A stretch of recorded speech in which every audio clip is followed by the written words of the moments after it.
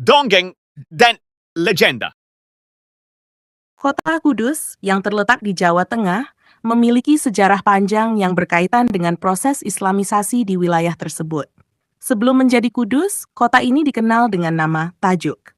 Nama ini berasal dari bentuk arsitektur tradisional kuno yang dikenal sebagai tajuk, yang digunakan sebagai tempat bersembahyang oleh penduduk Hindu setempat.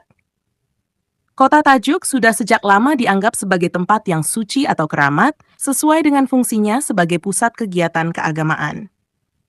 Ketika Jafar Shadiq, yang kemudian dikenal sebagai Sunan Kudus, datang ke kota ini, ia tidak berusaha menghapuskan sifat kekeramatan yang sudah melekat pada kota tersebut. Sebaliknya, ia mengganti nama Tajuk dengan Kudus, sebuah kata dari bahasa Arab yang berarti suci. Nama ini dipilih untuk mempertahankan makna spiritual dan sakralitas kota tersebut dalam konteks yang baru yaitu sebagai pusat penyebaran agama Islam. Kisah lain yang berhubungan dengan asal-usul nama Kudus adalah tentang perjalanan Sunan Kudus ke Yerusalem, Palestina. Dalam kisah ini, disebutkan bahwa Sunan Kudus menghadapi wabah penyakit di sana dan berhasil mengatasinya. Sebagai tanda terima kasih, pemimpin daerah tersebut menawarkan sebidang tanah kepadanya. Tetapi Sunan Kudus menolak dan lebih memilih untuk membangun komunitasnya di tanah Jawa. Sebagai gantinya, ia menerima sebuah piagam batu sebagai tanda kepemilikan tanah. Piagam ini kemudian dibawa pulang ke Jawa dan ditempatkan di atas mihrab Masjid Menara Kudus, yang didirikannya di kota Tajuk. Masjid ini kemudian menjadi pusat kegiatan Islam di wilayah tersebut. Nama Kudus sendiri sebenarnya berasal dari kata Al-Quds, yang dalam bahasa Arab merujuk pada kota suci Yerusalem. Namun, seiring berjalannya waktu dan pengucapan yang disesuaikan dengan lidah Jawa, nama itu disederhanakan menjadi Kudus.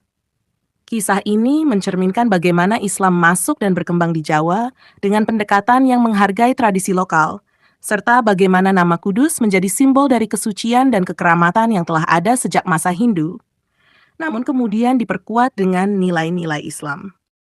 Sunan Kudus atau Jafar Shadiq memainkan peran penting dalam menyebarkan Islam di wilayah Kudus. Dengan pendekatan yang penuh kebijaksanaan, Sunan Kudus tidak serta-merta menentang atau menghapuskan tradisi-tradisi lama yang sudah ada, melainkan berusaha mengintegrasikannya dengan ajaran Islam.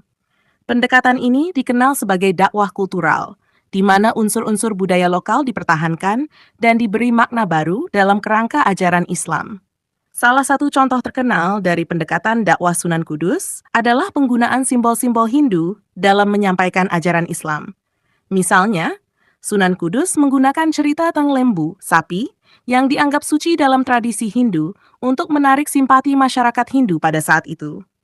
Ia bahkan melarang umat Islam di Kudus untuk menyembelih sapi sebagai bentuk penghormatan kepada keyakinan Hindu.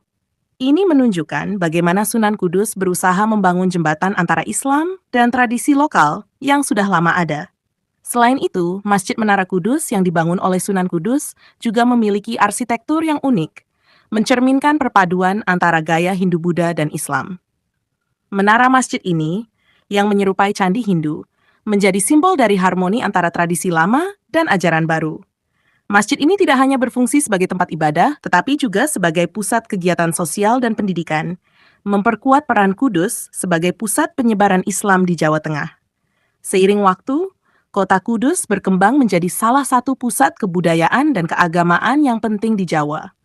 Nama Kudus menjadi identik dengan kesucian dan keagungan, serta merupakan warisan dari perjuangan Sunan Kudus dalam menyebarkan Islam dengan cara yang inklusif dan penuh penghargaan terhadap tradisi lokal.